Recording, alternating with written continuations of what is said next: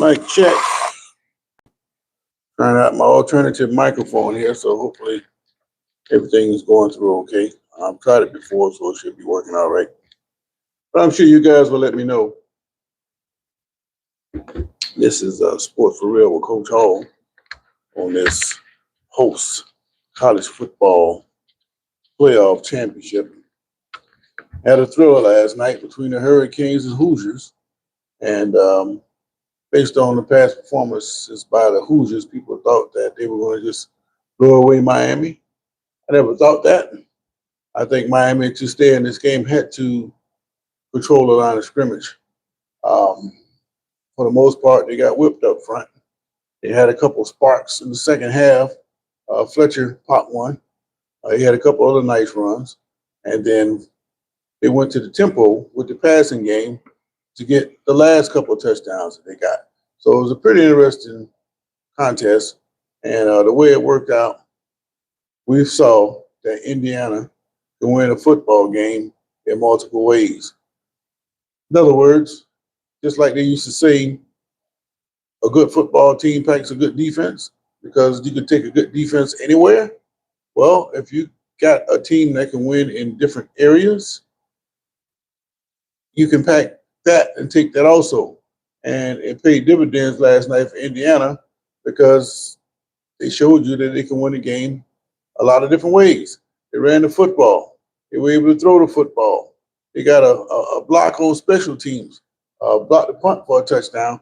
And it's interesting that I heard that last week that people thought that Indiana would be able to block a punt against Miami. And I don't know why they felt that way, but as I look at some of these kickers, they like to do that little run out rugby style kick. I don't know why more of those kicks don't get blocked. But normally, when you put a block on, those don't usually get home. But the ones that usually get home is when you're not trying and one guy's hustling, it just makes a play. And the guy got the block, they bounced into the end zone, they fell on it. And that's normally the way it works. Now, I think it was just in Indiana's cards to win the championship. Everything they needed to have happen at the right time happened for them. Okay, it's in point. Some teams will block a punt and they go out the damn end zone for a safety. 2 points is a far cry from 7 points. It makes a big difference in a tight football game. And that interception down at the end of the game there, Beck had the guy. He's open because that safety, he's too slow getting over.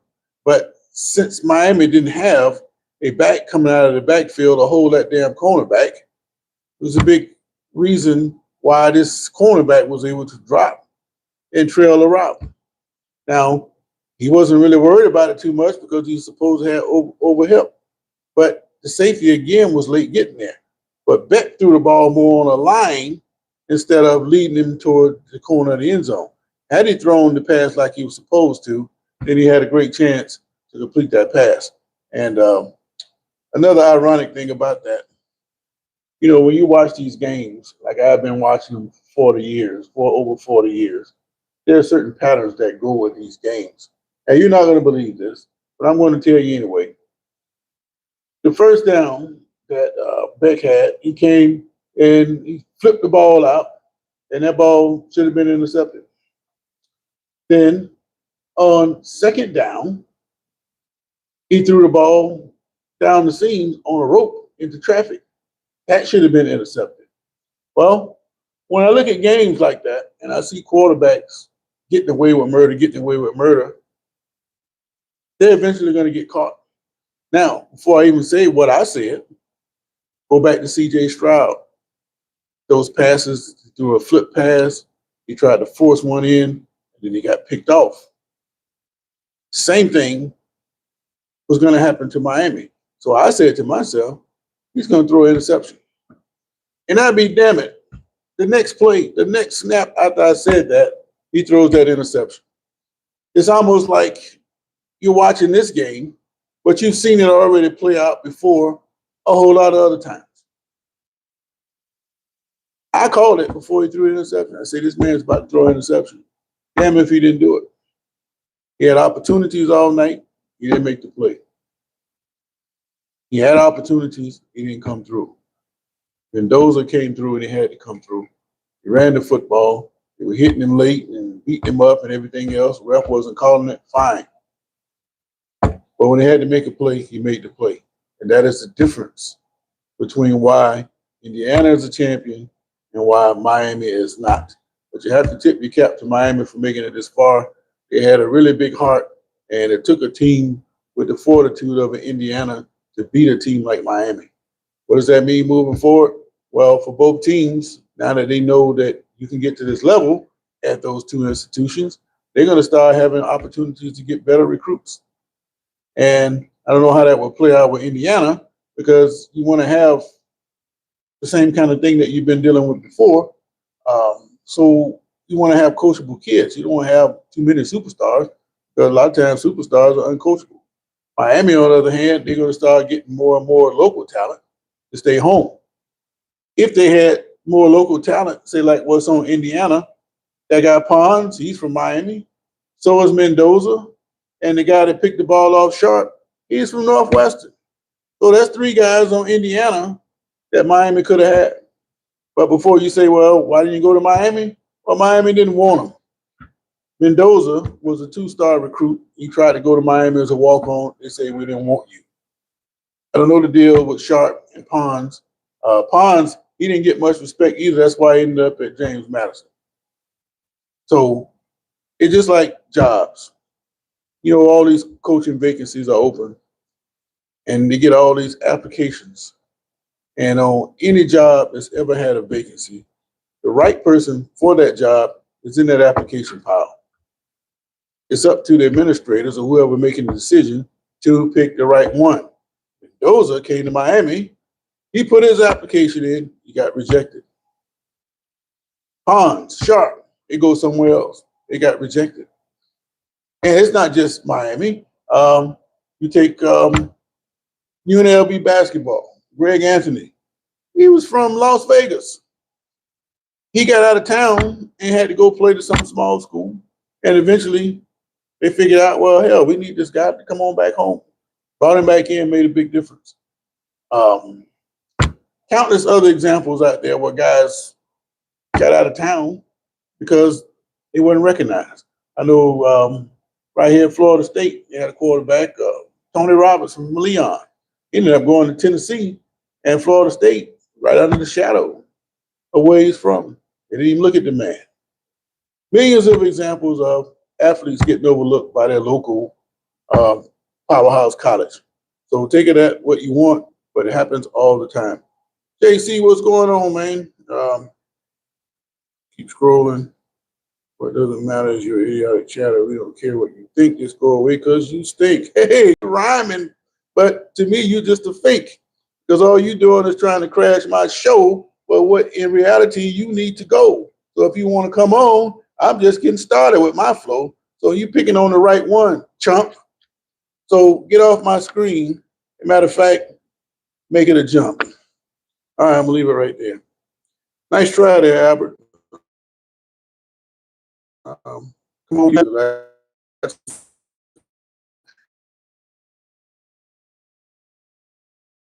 Indiana was the best team, and I think if they play Miami, best 2 out of 3, they win again. Miami may get one, but that's the beauty of football. You only get one shot, and you can say what you could have did. Well, you had a chance to do it, and you didn't get it done. So you can't say, well, you say you're number one, but you didn't play us. Well, they played you. Not only did they play you, they played you.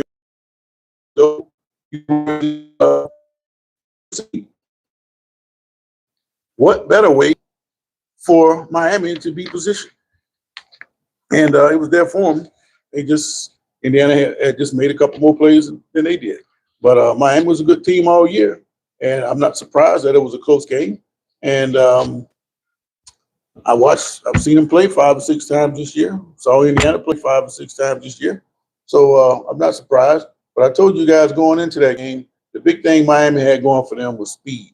And because they had speed, they were able to keep up with those Indiana receivers. Now, Surratt, number 13, he had a chance to seal the game. He didn't come through. But that guy Becker, I think his name was Becker, he came through with those back shoulder catches. He won that game for Indiana last night. But Surratt had a chance to do it, and he just didn't. He had 3 passes in a row, and I think Mendoza said, "Man, I ain't throwing to you no more, man. You dropping passes, and man, if you don't want to play, sit down somewhere." And he almost cost him that damn game. But that's the way it goes. Now let's flip over to the NFL. You know, the conference championship games have been set. Denver, even though they beat Buffalo, they called a bad break because in that game, um, Bo Nix broke an ankle, and he's not going to be able to play. And they're going to bring in Jared Stidham, who used to be with the Patriots. So that's going to be an interesting matchup. Not that it's going to make much of a difference because when he played in New England, he didn't play under Vrabel. So it's a completely different situation. Now, having said that, I got a problem with the way these games in the NFL are officiated. This man here, they let you play until they don't let you play. Now that pass interference call on White for Buffalo, that was a legitimate pass interference call. But the one that Denver had the series before, they didn't call under the guise of letting them play. Well, if you're going to let that go, then you should have let the one White did. Now, White was a little bit more aggressive than what the Broncos guys did, but they both were pass interference. How do you discern when you throw the flag in that situation when you've been letting them play the whole time? And it basically came down to the officials deciding who won that game. Now, the only problem with that, if the officials in the stadium are making those calls, fine, I can live with that. But if you're getting on the phone, like with those replays and talking to New York, and that's letting you know that New York is influencing the outcome. So what are we really talking about here? Did the Broncos really beat the Bills? Or that the league just, we don't want the damn Bills around anymore? Well, whatever the case, Buffalo is no more this year. And yesterday, news came out that McDermott has been fired. Now, I don't know if that's warranted or not. It's been talked before that maybe he should have been fired. He can't seem to get over the hump. Well, it ain't just McDermott because the quarterback, he turned the ball over an awful lot of times the other day. Fumbling, he's throwing interceptions. I mean, can he not handle the spotlight? Um, Based on what I've seen over the years, I say he can't handle the spotlight. It's just this game just didn't go his way. Last year when they played Kansas City in the championship game, Spagnuolo pulled out a defense he had never seen before, and it wasn't a damn thing he could do about it because they blitzed that corner off the short side, something they never done before. If you're going to win these big games, you have to come up with plays like that. Again, referencing the college game last night, you had that fourth down call when Mendoza ran that ball. That was a design call that they put in just for that game against that particular defense. Miami showed it the first time. They called a timeout. Then they ran it because they got the same look. You have to be ready and pay attention during the week because a lot of times coaches put stuff in that make all the difference in the world. And that paid off for Indiana last night. It paid off for the Chiefs last year when they put that blitz on Josh Allen. So the question is, what are the Bills going to do now? First of all, they got to find a coach. And two, what are they going to do with Josh Allen? Do you really believe in this guy anymore? As far as I'm concerned, I think they should keep him. He's just got to keep playing to get over the hump. Now, before you bury a Josh Allen, you got to look over the history of the NFL. There have been lots of quarterbacks. There's been lots of quarterbacks who have come in and they struggle, and all of a sudden, boom, they win a championship when everybody wants to label them a bust. Some of the biggest quarterbacks in NFL history. John Elway, to name one. Terry Bradshaw, he couldn't win a damn thing until he started winning. Jim Plunkett. There's a whole bunch of quarterbacks that couldn't win, and then when they won, all of a sudden everybody wants to give them their credit now. They've always been good players. It's just they didn't get the bounce until they got the bounce. Not just in football. Take Michael Jordan. Hell, he couldn't beat Detroit. He couldn't get by the Celtics. But when he finally get by these people, they didn't look back. And this is a continual theme in sports. So is Josh Allen dead? No. Everybody is on this case because no Patrick Mahomes, no Lamar Jackson. They said, well, this is his opportunity to get to the Super Bowl. You don't have any experienced quarterbacks in the playoffs that you should lose to. So of course Buffalo is going to win. Well, they ain't the only players on the field, and it just didn't work out for them. But it wouldn't surprise me at all if Buffalo retool, came back next year, and didn't make it to the damn Super Bowl. But that's just me talking. It could happen. Will it happen? Again, it remains to be seen. But McDermott, he's out of a job, and I don't know if necessarily that is a good decision by Buffalo, but he's gone. All right, Buffalo's a good team, just can't get over the hump. If Buffalo selects the right coach, he can get them over the hump to the Super Bowl. I think Buffalo should keep Josh. Under a new coach, he'll be okay. Yeah, but the only thing is, what coach will they pick up? Um, and the thing about the NFL, it's such a niche market. You can't just put anybody in that position. They got to have some kind of experience hanging around the league. And this is why you see coaches pretty much get fired today and go get a job next week somewhere else. Stefanski got fired by the Browns. Now he's in Atlanta. John Harbaugh, shit, didn't take 3-4 days before he wound up with the Giants. Tomlin, he can get a job if he want one, but he's going to TV. None of this is unusual. So it all comes down to the right fit, and you have to have your right quarterback. If you come up with your right quarterback and build around that guy, then that would make the difference. Now, Stefanski going to Atlanta, I don't know what they're going to do with Penix, because I think Penix is gun shy. I've noticed when he has opportunities to throw the ball, if there's nobody around him, then he's dangerous. But if you start getting close to him, watch some of the passes he throws. He starts skipping the ball and throwing it out of bounds. Like, what the hell is Penix doing, man? But if you know the history of his injuries, then you'll know why he's skittish. The man's been broken up, and he got broke up again this year. So, unfortunately for him, he's not comfortable under the center. And if you're going to play in the NFL, you got to go on the center, man. And he's just one of these new age football players standing up in the shotgun, and don't have to worry about that too much, especially with the quick game. You're not going to get hit very much. When you're on the center and have to drop back, now it becomes a little bit more dangerous for you.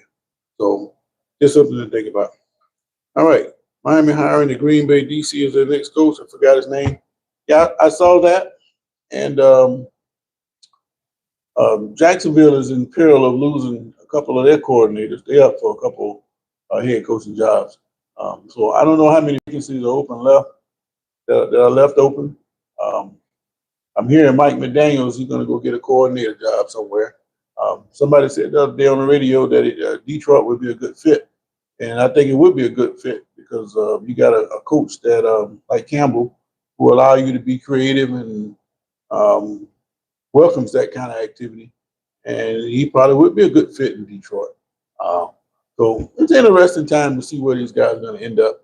But Buffalo, I don't know what they're going to do. But I think that Buffalo was the team that was considering Harbaugh, even though they still had their coach. But the Giants acted and beat everybody to the punch. So I don't know what Buffalo's going to do now, but they'll find somebody. And it don't take much when you got a core or a good nucleus coming back like Buffalo has. They picked up Brandon Cooks, and you got James Cook, and you got a quarterback. And those other guys are going to have to step up. Keon Coleman. They have to make some moves. Maybe Gabe Davis, maybe he gets out of there now again. So defense is not bad. Buffalo's not far away. So they're not dead. They'll be back. And Kansas City's got to rebuild. Pittsburgh's going to have to rebuild. So the AFC is still wide open. And it's just a matter of who gets those jobs. And it doesn't really matter because it comes down to who gets the bounce at the right time. And Buffalo didn't get the bounce. And that's just the way it goes. Selmo, what's going on, man? One and done for Indiana? No, I don't think they'll win the championship, but they're going to be back because now you got people that want to play for Indiana, and they're going to have their pick of people trying to come in and do the transfer portal. You've already been loading up. What he has to do is find another quarterback. But they came up with this quarterback after the guy left from last year. And kind of like what Miami used to do back in the 80s and 90s. They found a quarterback, and that made all the difference. If Signetti finds a quarterback, they're going to be back in the mix next year.